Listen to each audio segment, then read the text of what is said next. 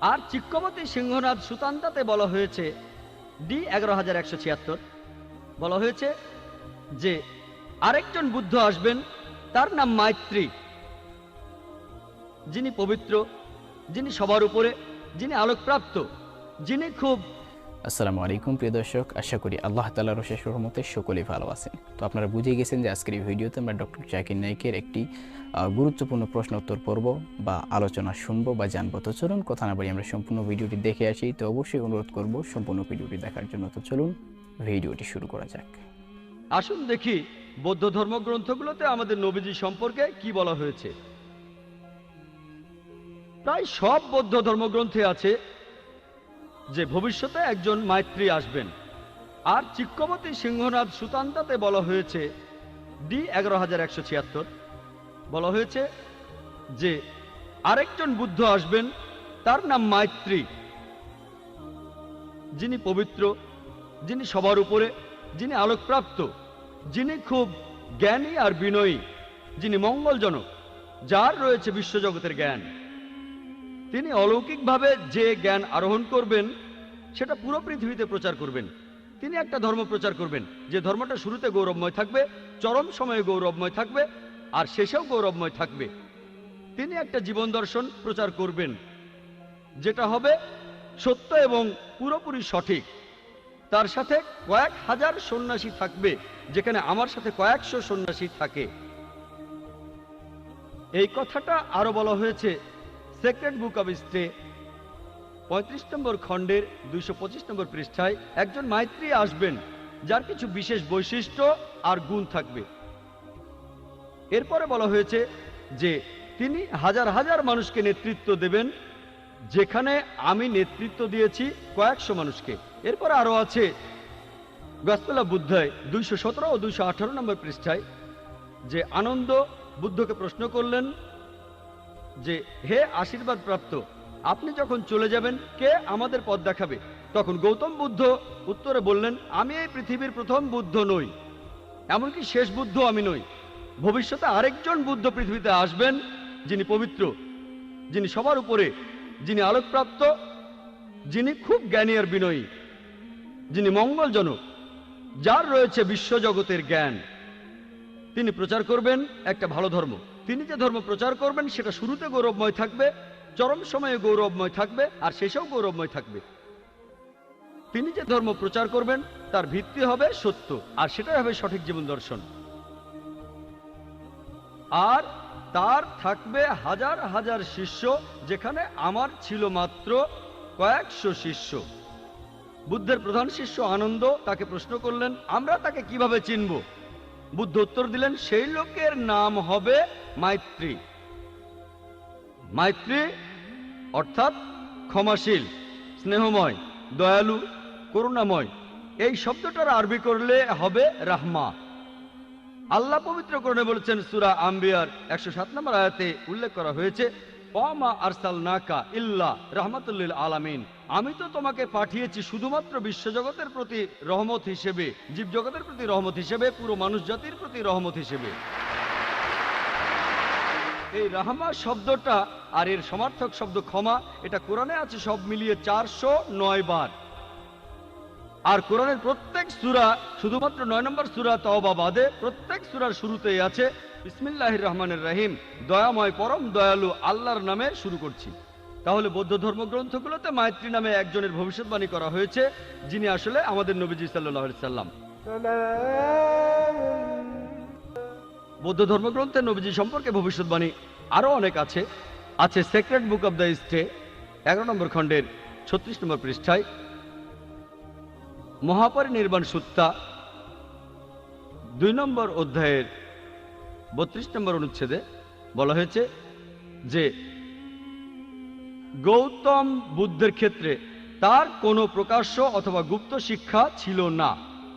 হে আনন্দ, তথাগতরা অথবা শিক্ষকরা মুঠোবন্ধ করে রাখবে না, জ্ঞানটা তোমাদের নিজের কাছে রেখে দেবে না, এটা প্রচার করতে হবে। আমরা জানি মুহাম্মদ সাল্লাল্লাহু আলাইহি সাল্লাম আল্লাহর কাছ থেকে ওহী হিসাবে যা পেয়েছিলেন সেটা সবার জন্য প্রচার করেছেন, আর সাহাবাগণকে বলেছেন এগুলো মানুষের কাছ থেকে লুকিয়ে রেখো না, মানুষের মাঝে এগুলো প্রচার করো। এই ভবিষ্যৎবাণীতে এটাই বলা হয়েছে, এখানে প্রকাশ্য বা গুপ্ত কিছুই নেই, সবকিছুই মানুষের মাঝে প্রচার করতে হবে।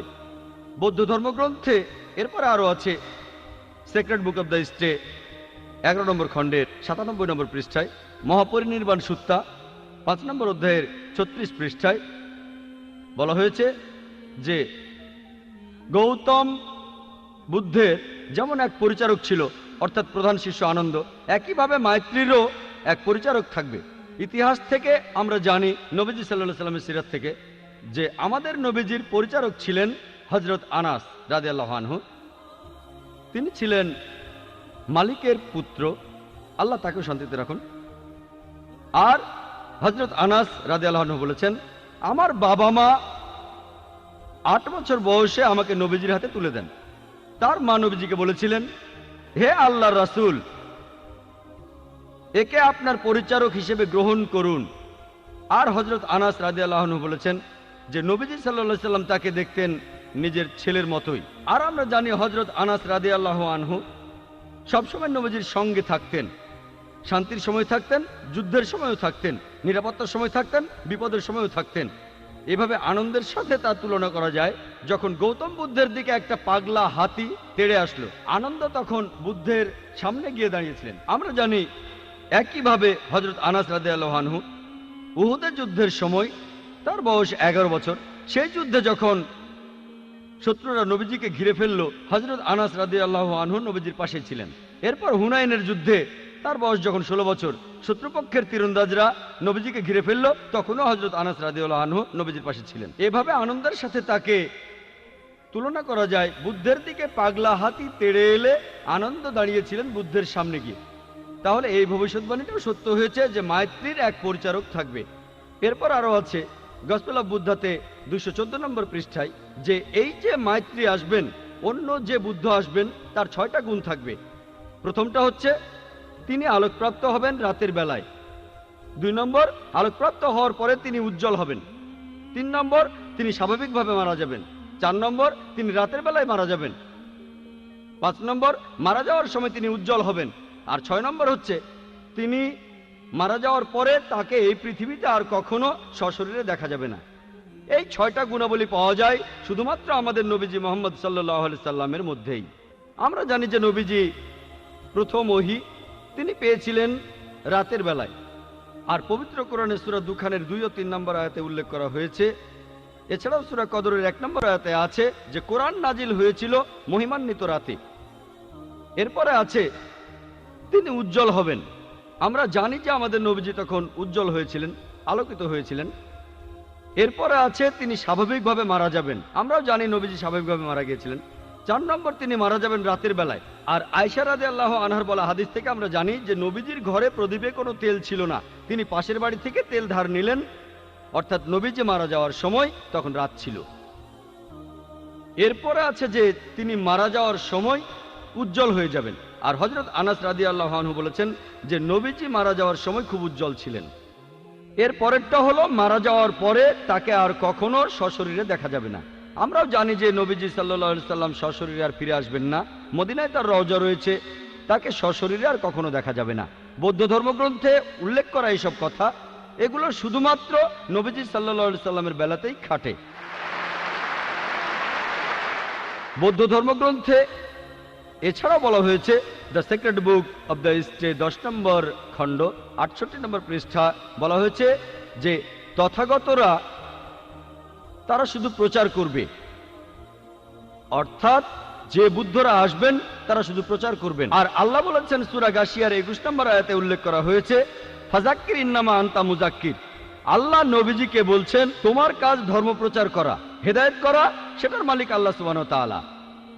এছাড়াও আছে secret book of the stay 10 নম্বর খণ্ড 67 নম্বর পৃষ্ঠায়, যে স্বর্গে যেতে হলে তোমার ভালো কাজগুলোরও প্রয়োজন হবে, তোমার ভালো কাজগুলোরও প্রয়োজন হবে তুমি যদি স্বর্গে যেতে চাও।